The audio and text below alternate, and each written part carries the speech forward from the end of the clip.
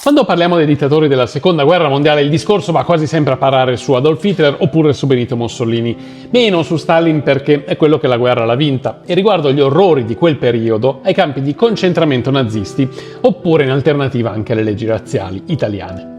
Rappresentano il punto più basso di un odio di un gruppo di esseri umani verso un altro gruppo di esseri umani. Ma oltre ai leader di Italia e Germania ci sono stati alcuni personaggi spietati almeno quanto loro che hanno causato un'indicibile sofferenza ad altri gruppi di persone. Tra questi, forse il più terribile è stato Ante Pavelić, dittatore croato che con i suoi Ustascia ha reso il territorio dei Balcani una zona di terrore.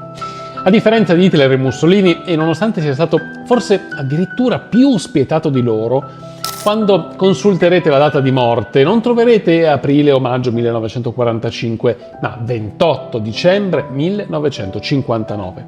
È riuscito a scappare nonostante le centinaia di migliaia di persone uccise, nonostante fosse riuscito a concepire un orrore come i campi di sterminio riservato a donne e bambini. Pavelić è stato questo e molto di più, lo scopriamo nel video di oggi. Ma prima di tutto ringrazio i tanti abbonati che ci sostengono qua su YouTube oppure anche su Patreon sul canale di Vanilla Magazine. Grazie a voi riusciamo a migliorare sempre di più la qualità dei documentari e soprattutto riusciamo a realizzarli anche quando vanno incontro a demonetizzazione oppure a censure varie. Per entrare a far parte del gruppo degli abbonati ti lascio il link qua sotto in descrizione. Grazie mille a tutti e ora cominciamo. Per spiegare la storia di Pavelić partiamo dall'inizio, quando nasce nel remoto villaggio di Bradina nell'attuale Bosnia-Erzegovina nel 1889. L'area fa ancora formalmente parte dell'impero ottomano, ma nella pratica venne gestito dalle autorità dell'impero austro-ungarico. Il giovanissimo Ante Pavelić frequenta il Maktab, la scuola elementare, diciamo il paragone della scuola elementare nostra musulmana, dove si impara a memoria il Corano e naturalmente a leggere, a scrivere e a studiare le materie della religione islamica. In quel periodo l'impero ottomano si sta disgregando e Pavelić si sposta molto più a nord a Zagabria, dove riesce a completare gli studi delle scuole superiori, nonostante tanti problemi fisici e nonostante sia costretto a lavorare nei cantieri ferroviari nazionali per mantenersi. Fra il 1905 e il 1914 finisce le superiori, si iscrive all'università e si laurea in legge all'Università di Zagabria, dove nel 1915 ottiene persino il dottorato. Oggi questo curriculum già ci sembra prestigioso, ma immaginiamoci cosa abbia significato raggiungere questo tipo di traguardi accademici per un ragazzo del popolo più di 100 anni fa. Era qualcosa di davvero eccezionale. Mentre frequenta l'università, Pavelić aderisce al Partito dei Diritti, una formazione di ultradestra che chiede l'indipendenza della Croazia e promuove una visione laica della società. Nel Partito dei Diritti svolge la sua attività politica durante la Prima Guerra Mondiale, ma alla fine del conflitto accade quello che Pavelić non voleva in nessun modo: l'unificazione della Croazia, Serbia e Slovenia sotto un'unica bandiera guidata dal re Alessandro I. Il sogno di Ante Pavelić è tutt'altro rispetto alla realtà politica degli anni '20. Lui vuole una Croazia indipendente, odia i serbi e si oppone a quell'unione politica di popoli tanto lontani e differenti fra loro. In quel periodo svolge attività di avvocato, si sposa con Maria Lovrenčević, una giornalista croata che ha chiare origini ebraiche e ha 3 figli, 2 femmine e un maschio. Viene arrestato nel 1921, viene rilasciato però poco dopo, riesce a farsi eleggere in Parlamento e si muove insieme a molti altri per ottenere l'indipendenza croata, ma la storia va in tutt'altra direzione. Per capire quanto fosse radicato l'odio fra serbi e croati, facciamolo parlare direttamente. Quando un deputato serbo gli dice «buonanotte» in Parlamento, Pavelić risponde «Signore, sarò euforico quando potrò dirvi buonanotte. Sarò felice quando tutti i croati potranno dirvi buonanotte e ringraziarvi per questa festa che abbiamo fatto qui con voi. Penso che sarete tutti felici quando non ci saranno più croati qui». Nel 1927 Pavelić fa un viaggio a Parigi, rappresenta la città di Zagabria e al ritorno si ferma a Roma, dove si incontra con il ministro degli esteri per realizzare un piano separatista del regno dei serbi, croati e sloveni, in modo che la Croazia possa diventare un protettorato italiano con un governo autonomo. Ma in quel periodo le cose vanno esattamente all'opposto di quello che desidera Pavelić. Il 20 giugno del 1928 c'è l'attentato al Parlamento in cui muore Stjepan Radić, leader del partito dei contadini croato, ucciso da Puniša Račić, nazionalista serbo che quel giorno uccide altri 2 parlamentari indipendentisti. Il periodo storico è infuocato in quella nazione divisa che alcuni vorrebbero unita. È un momento di odi profondi che portano ad attentati e ad attriti irreparabili. Dopo l'attentato del 20 giugno, Pavelić inizia a pensare a una rivoluzione croata contro i serbi, ma il re Alessandro I riesce ad arginare le forze indipendentiste e il 6 gennaio 1929 avoca a sé tutti i poteri, diventando un dittatore e fondando il Regno di Jugoslavia.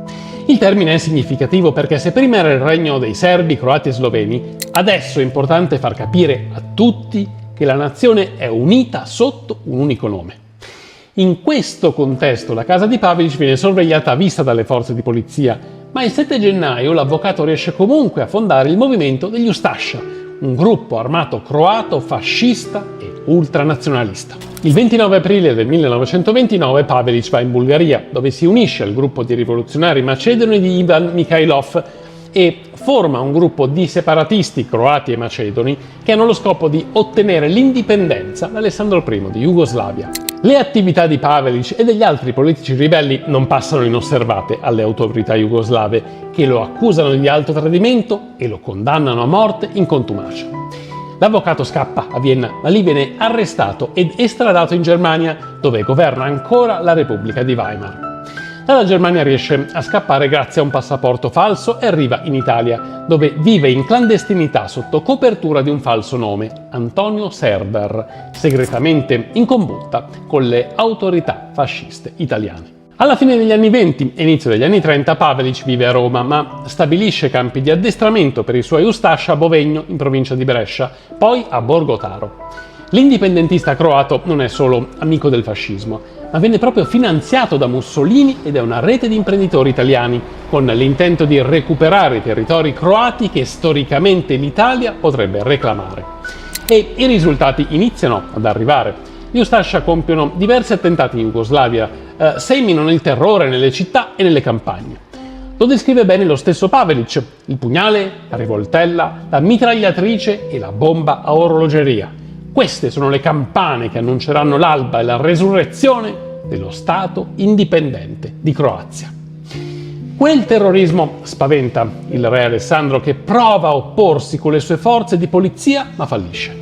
Nel dicembre del 1933 Pavelić ordina l'assassinio del re, un compito che i suoi Ustascia riescono a portare a termine il 9 ottobre del 1934, quando re Alessandro viene assassinato insieme al ministro degli esteri francese Louis Barthou a Marsiglia.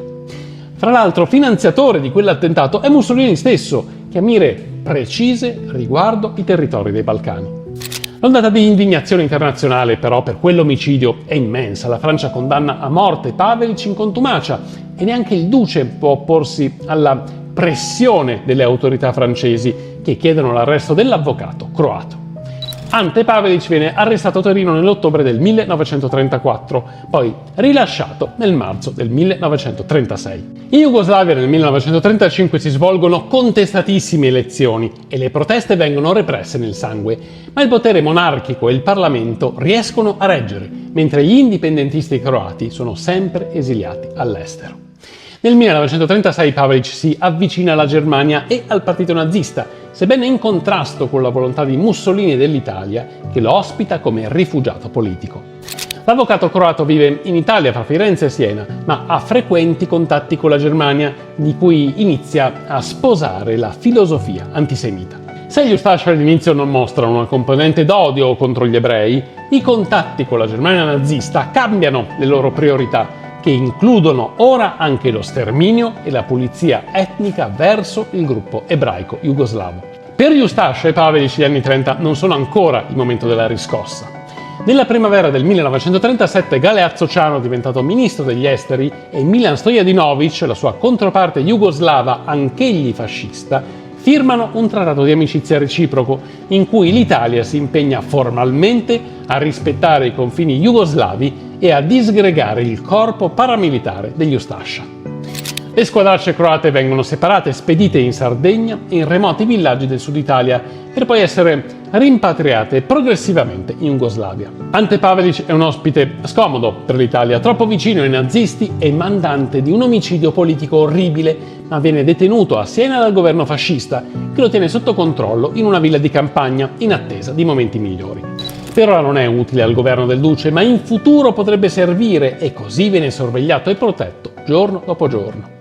Ante Pavelić però riesce a eludere la custodia di Ercole Conti, l'ispettore deputato al controllo. Scrive in Germania, ha contatti con la Jugoslavia, insomma è tutto meno che confinato. Ma per quegli anni 30 è ancora troppo presto, Pavelić non fa nulla di politicamente rilevante.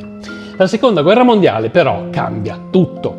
La Jugoslavia si proclama neutrale, ma il governo di Milan Stojadinović cade. L'Italia attacca l'Albania, la Jugoslavia è praticamente stretta nella morsa dei fascismi. In questo momento, siamo all'inizio della guerra, Ante Pavelić torna un alleato importante del fascismo italiano. Mussolini vuole conquistare quei territori che considera propri e redenti e l'avvocato croato può essere l'alleato in grado di governarli col pugno d'acciaio. Il 23 gennaio del 1940 Pavelić incontra Galeazzo Ciano, che lo investe del compito di conquistare il paese. Una parte della dichiarazione recita: i croati debbono organizzare una rivoluzione in tutto il paese, occupare Zagabria e formare quindi un governo provvisorio, con Pavelić alla testa. Pavelić deve allora lanciare un appello all'Italia e chiedere un aiuto. L'esercito italiano occuperà il territorio. Nel febbraio del 1940 Pavelić va a Firenze, organizza un centro di comando e pianifica la rivoluzione croata. Il 1 aprile del 1941 è il momento della riscossa. L'avvocato proclama l'indipendenza della Croazia ed entra in Jugoslavia con 200 ustascia, dirige verso Zagabria, ma questa è già stata conquistata. I nazisti sono arrivati una settimana prima di lui, hanno proclamato la fine della Jugoslavia e la situazione politica viene decisa dal Terzo Reich. In genere i tedeschi preferiscono collaborare con persone non fasciste, disposte a lavorare con loro, e mettono al comando dei fascisti solo quando questa è l'ultima risorsa. Per la Croazia non vorrebbero fare un'eccezione. Hitler vuole che il governo fantoccio abbia un sostegno popolare, in modo da poter controllare la loro zona di occupazione con forze minime e sfruttare senza impegno militare le risorse disponibili. L'amministrazione della Croazia era stata controllata da un'alleanza fra il partito di Vlatko Maček e il Partito Democratico Serbo. Maček era popolare fra i croati, un sostenitore dell'adesione della Jugoslavia all'asse e disponeva di una forza paramilitare già arruolata. I tedeschi cercano di convincere Maček a proclamare uno Stato croato indipendente e a formare un governo. Maček però si rifiuta di realizzare questo Stato fantoccio e i tedeschi decidono che non hanno altra scelta se non sostenere il governo di Pavelić, nonostante le mancanze di garanzie per la stabilità della regione. Pavelić viene considerato una persona potenzialmente poco controllabile, ma anche un uomo di Mussolini, in un periodo in cui i rapporti fra il Führer e il duce stanno iniziando a incrinarsi. Il 10 aprile del 1941 viene dichiarato lo Stato indipendente di Croazia, sotto la dittatura di Ante Pavelić. A quel punto rientrano in Croazia tutti gli ustascia dispersi per l'Italia e Pavelić stesso va a Pistoia per recuperarne un gruppo, dove fa un discorso pubblico in cui dichiara lo sforzo per una Croazia indipendente praticamente giunto al termine. L'avvocato croato si muove però sul filo del rasoio in un momento in cui la Germania vuole dire la propria sulla Croazia e l'Italia vuole ottenere i territori di suo interesse. Insomma, c'è tensione per la gestione della Jugoslavia occupata, ma Pavelić riesce a capire come comportarsi sia con i nazisti sia con i fascisti. I territori occupati vengono divisi fra Germania, Italia, Bulgaria e Ungheria. Il 16 aprile del 1941 Pavelić proclama la Croazia indipendente con un discorso trionfale. Dal 1102 il popolo croato non ha avuto uno Stato autonomo e indipendente. Ed ecco che dopo 839 anni è arrivato il momento di formare un governo croato responsabile. Ma quel governo retto dai fascismi dell'asse deve pagare un forte tributo territoriale all'Italia, che ha finanziato la resistenza durante tutti gli anni 30. Il 18 maggio del 1941 Pavelić raggiunge Roma e firma un trattato in cui la Croazia cede all'Italia parte della Dalmazia e molte altre regioni che storicamente però non hanno nulla di italiano. La popolazione protesta e manifesta in piazza, ma per mantenere buoni gli alleati, Pavelić fa passare tutto sotto silenzio, evitando di mostrare gli scontri. C'è tempo persino per proclamare un re, il principe di Spoleto ai Moni di Savoia-Aosta, tutto per evitare la completa sottomissione della Croazia all'Italia, come avrebbero invece desiderato Mussolini e Galeazzo Ciano, che volevano appunto una moneta unica e un'amministrazione italiana. Aimone accetta, ma non visita mai la Croazia, tanto che il suo compito rimane esclusivamente cerimoniale e lo svolge da un ufficio di Roma. Nonostante le concessioni e i compromessi, a partire dall'aprile del 1941 Ante Pavelić è al governo della Croazia, anche se ridimensionata, e può finalmente compiere la pulizia etnica che ha progettato da tempo. È a capo di un paese che ha circa 6 milioni di abitanti, di cui 3 milioni e mezzo di croati, 2 milioni e 200.000 serbi, 800.000 musulmani e qualche decina di migliaia di ebrei. Ante Pavelić legifera quasi tutto subito, già in quell'aprile, ponendo le basi per uno sterminio di massa. Il 17 firma un decreto sulla protezione della nazione croata, che è retroattivo e mette automaticamente fuori legge qualsiasi serbo, ebreo e rom. Fra il 19 e il 22 i dipendenti delle pubbliche amministrazioni vengono sospesi, in modo che gli Ustascia possano liberarsi di quelli indesiderati. Il 25 viene vietato l'uso dell'alfabeto cirillico, mentre il 30 aprile Pavelić firma un decreto che mette fuori legge qualsiasi ebreo non cittadino, mentre il 26 giugno ne firma un altro che ordina l'internamento nei campi di concentramento di tutti gli ebrei. Iniziano quindi grandi movimenti di popolazione all'interno della Croazia. Gli ebrei vengono internati praticamente tutti, mentre 120.000 serbi sono deportati nel territorio del comandante militare in Serbia, sotto il governo del Terzo Reich. La popolazione subisce vessazioni indicibili da parte degli Ustascia, che spadroneggiano in tutto il paese. Pavelić ordina l'arresto e la detenzione nel campo di concentramento di Jasenovac di Vlatko Maček, esponente del partito contadino croato, il che provoca proteste che vengono soffocate nel sangue dagli Ustascia. Queste violenze continue generano un sentimento pro-Jugoslavia che si pensava ormai sopito, e c'è anche chi inizia a cercare l'appoggio del Partito Comunista Sovietico. Il potere viene mantenuto dalla forza bruta degli Ustascia e dell'esercito nazista, che si avvale della collaborazione di Pavelić per mantenere il controllo della regione. Il dittatore pone in atto una spietata politica di pulizia etnica, uccidendo un numero di soggetti indesiderati che assomma a circa 1 milione di persone. Di questi circa 500.000 sono i serbi, poi naturalmente ci sono ebrei sterminati in una percentuale di circa il 90% sul totale dei presenti nei territori croati, poi ci sono gli oppositori politici e persone di etnia rom. Allo sterminio programmato delle popolazioni indesiderate collaborano non solo i militari, ma anche il clero cattolico.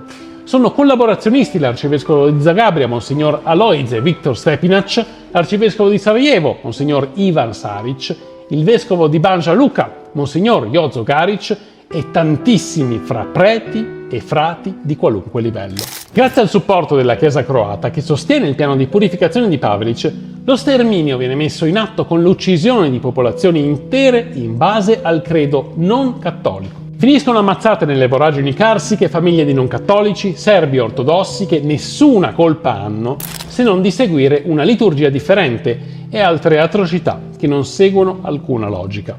Nel distretto di Bjelovar vengono uccisi 250 uomini e donne, sepolti vivi in una fossa che gli è stata fatta scavare a forza. Il 30 aprile a Cosini vengono ammazzate senza ragione 600 persone, fra cui una moltitudine di donne e bambini.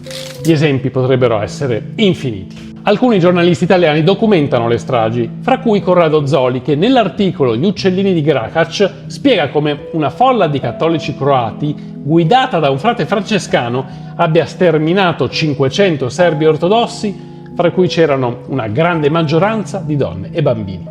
Le torture e le mutilazioni di cui si rendono colpevoli gli Ustascia e i loro collaborazionisti sono indicibili e ve le risparmio, troppo dolore. L'eliminazione delle persone indesiderate avviene non solo con le uccisioni estemporanee, ma anche attraverso i campi di concentramento.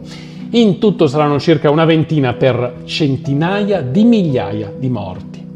Quello più terribile è stato quello di Jasenovac, in grado di far morire circa 100.000 persone, mentre altri hanno avuto vita più breve e sono stati teatro della morte di alcune migliaia di innocenti. Per capire il livello di coinvolgimento del clero nel genocidio degli Ustascia, basta dire che per un periodo il comandante del campo di concentramento di Jasenovac è un frate francescano, Miroslav Filipovic Maestrovic, è stato talmente efficace nell'ammazzare i serbi ortodossi da meritare una promozione. Tra le imprese riconosciute dal regime al frate, anche l'uccisione di un gruppo di bambini serbi nella scuola di Krivaja. Frate Satana, come sarà chiamato poi, entra nella classe e chiede alla maestra di separare gli ortodossi serbi dagli altri e poi li pugnala e sgozza uno per uno di fronte alle urla e al terrore degli altri. Nei 4 mesi in cui a capo del campo muoiono circa 40.000 persone, il 40% del totale dei morti del campo.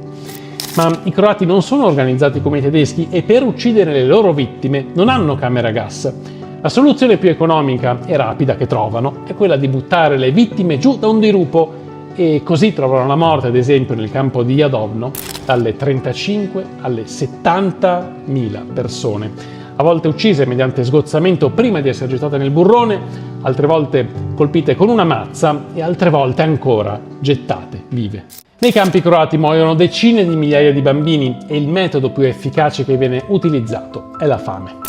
Le scene di morte descritte dai testimoni oculari sono agghiaccianti e raccontano di stanze in cui bambini cadaverici giacciono seminudi, al freddo, attendendo solo la morte. O di masse di corpi accatastate nelle cantine o nelle soffitte di strutture che avevano il nome di ospedale. La disumanità degli Ustascia e dei loro complici non conosce limite e si scaglia contro chiunque sia inviso al regime, cristiano ortodosso o ebreo, rom o oppositore politico. Pavelic non solo viene appoggiato dal clero locale, che spesso è addirittura arruolato fra le file degli Ustascia, ma è anche ricevuto in Vaticano da Papa Pio XII, che ufficialmente non lo appoggia, ma che non fa dichiarazioni contro quel regime sanguinario.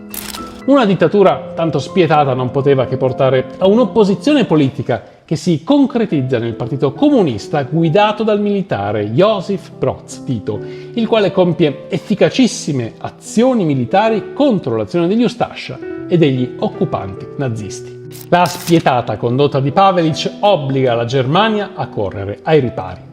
Nel 1943 i partigiani jugoslavi sono ormai diventati troppi e se all'inizio erano in prevalenza serbi, ora ci sono anche i croati a ingrossarne le fila. Alla fine del 1942 il comandante in capo della Wehrmacht del sud-est, Alexander Lohr, e il plenipotenziario per la Croazia, Edmund Gleiser-Ostenau, chiedono a Hitler di far rimuovere sia Pavelic sia Slavko Kvaternik e suo figlio, il sanguinario Dido Kvaternik.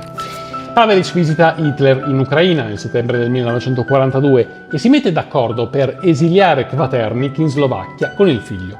Pavelic si difende dalle accuse usando i Kvaternik come capro espiatorio sia per il terrore del 1941-42 sia per il fallimento delle forze croate nell'imporre la legge e l'ordine all'interno dello Stato.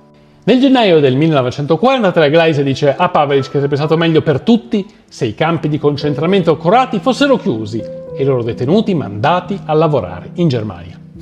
Il generale Lohr cerca anche di convincere Hitler a rimuovere Pavelic, a sciogliere gli Ustascia e nominare Gleiser plenipotenziario generale con autorità suprema sul territorio croato, ma il Führer preferisce mantenere Pavelic al suo posto, anche se invia un contingente militare sempre più corposo ad assicurarsi che gli Ustascia non compromettano il governo della regione. Nel settembre del 1943 l'Italia si arrende e viene istituita la Repubblica di Salò, stato fantoccio del Terzo Reich. Le zone annesse all'Italia dalla Jugoslavia vengono reclamate da Pavelic stesso, ma è la Germania che le annette e ne sfrutta le risorse. Pavelic all'inizio del 1944 è ormai depauperato di moltissimo potere, i suoi territori sono ridotti e un generale tedesco, Ernst Fick, riassume così la sua situazione.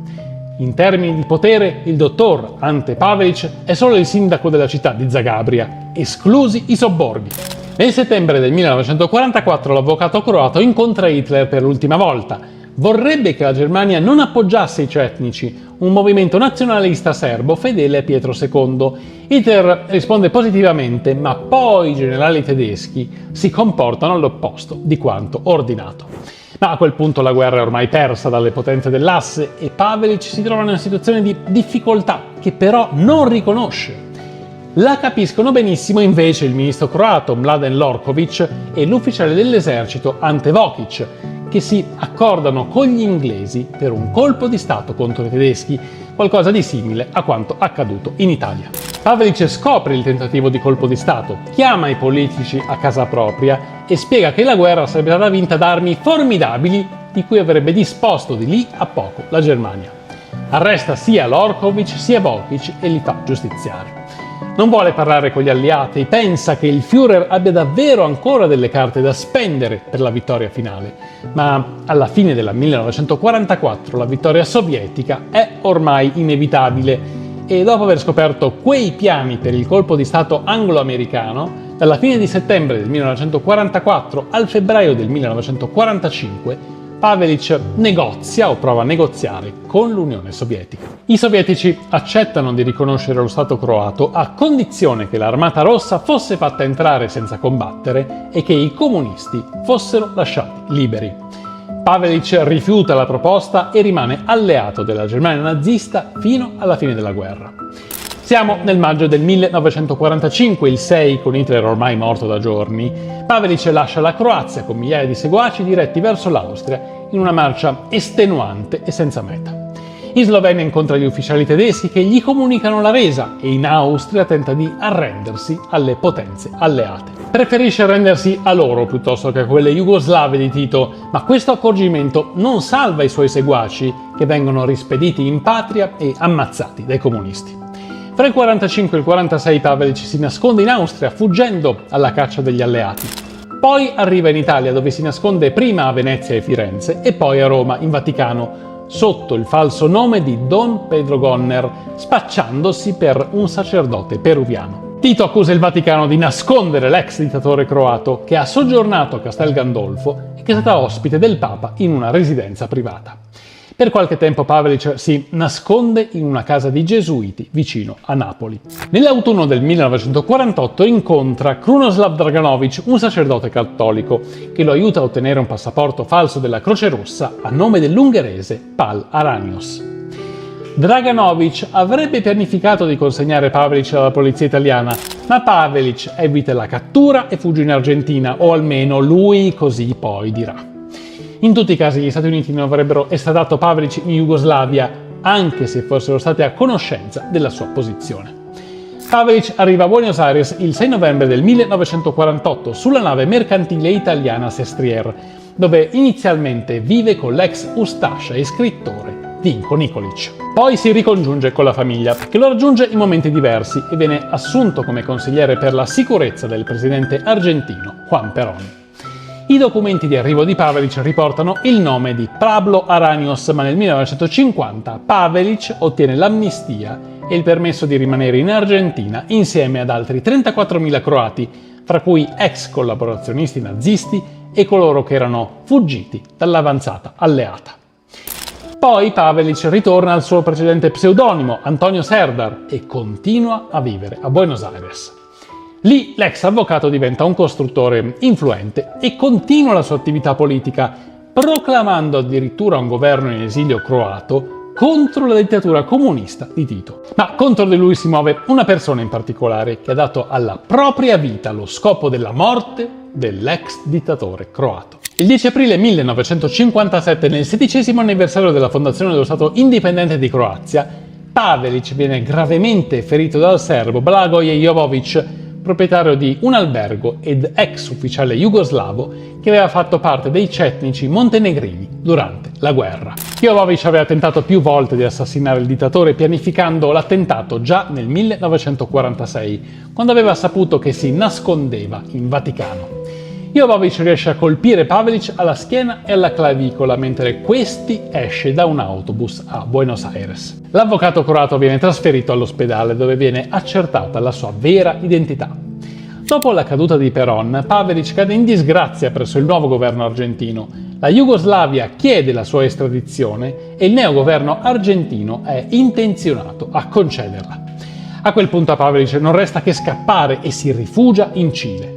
E lì resta per 4 mesi per poi trasferirsi in Spagna sotto il regime fascista di Francisco Franco. Arriva a Madrid il 29 novembre del 1957 e da lì riprende la sua lotta politica per tornare al potere. Continua ad avere contatti con i membri del movimento di liberazione croato e riceve visitatori da tutto il mondo. Ma l'avvocato è in Spagna non per dare fastidio al regime e quindi gli viene proibito di apparire in pubblico. Tenta in tutti i modi di tornare influente in Jugoslavia, di unire i croati contro i serbi, ma per fortuna le sue intenzioni vanno a vuoto. Muore il 28 dicembre del 1959 all'ospedale Alemán di Madrid per le ferite riportate nell'attentato di Jovovic e viene sepolto nel cimitero di San Isidro, la più antica sepoltura privata della capitale. Cosa dire e come concludere questo video? A parte che più mi ha inquietato della storia di Pavelic è quella relativa alla collaborazione con la Chiesa Cattolica, che evidentemente aveva tutto l'interesse a sostenere un regime sanguinario e omicida come quello dell'avvocato croato. C'è poi da pensare a quanti regimi lo abbiano protetto dopo la fine della guerra, tutto per non consegnare un criminale alla Jugoslavia comunista. A voi, invece, che cosa ha colpito di più? Fatemelo sapere qua sotto nei commenti. Noi ci vediamo al prossimo video.